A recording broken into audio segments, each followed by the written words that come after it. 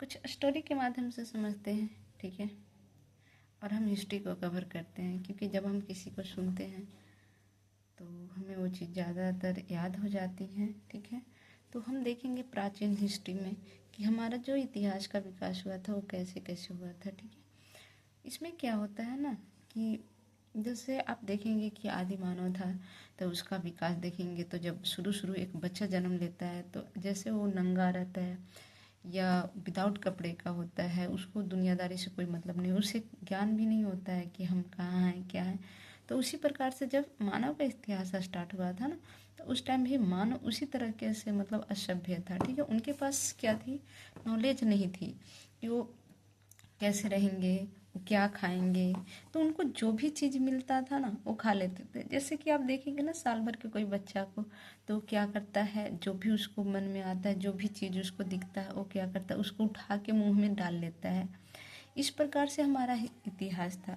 तो हम जब इतिहास को पढ़ते हैं ना, तो एक तो ये जनरली कहानी हो गई, लेकिन जब हम इतिहास को पढ़ते हैं तो उसमें हम मानव के सारे तत्वों को शामिल करते हैं, जिसमें आप देखेंगे आपका उनका कल्चर को फॉलो करते हैं, आप उनकी धार्मिक रीति रिवाज होती है उसको फॉलो करते हैं। इसके बाद हम देखते हैं कि सामाजिक स्थितियाँ होती है वो भी हम फॉलो करते हैं। इसके बाद हम देखेंगे कि उन्होंने राजनीतिक मतलब जो प्रशासन की नीतियाँ होती है उसमें उन्होंने क्या किया, तो उस सारे को हम पढ़ते हैं।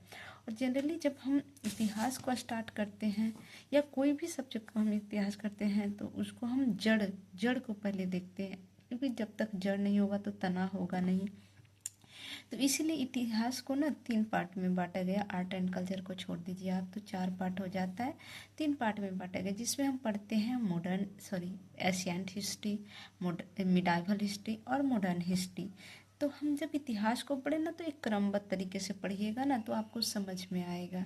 अब कोई बच्चा नया नया पढ़ने वाला है तो सोचा ऑटोमेटिक मैं मॉडर्न को पढ़ लूँ और समझ लूँ, तो पॉसिबल नहीं है।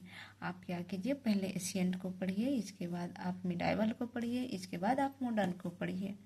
अब जब आप एशियंट को पढ़ेंगे ना तो उसमें आप सबसे पहला जो है ना इतिहास का जो स्रोत है उसका परिचय, आखिर आया कहाँ से, तो आप ये सब पहले पढ़ें, ठीक है।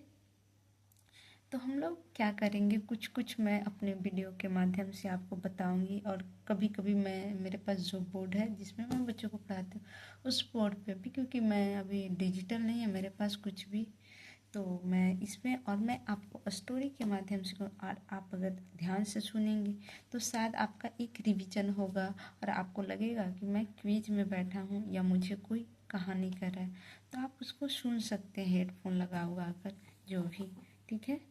तो हम इस तरीके से एक नई शुरुआत कर रहे हैं और आप लोग मुझे सपोर्ट कीजिए। Thank you.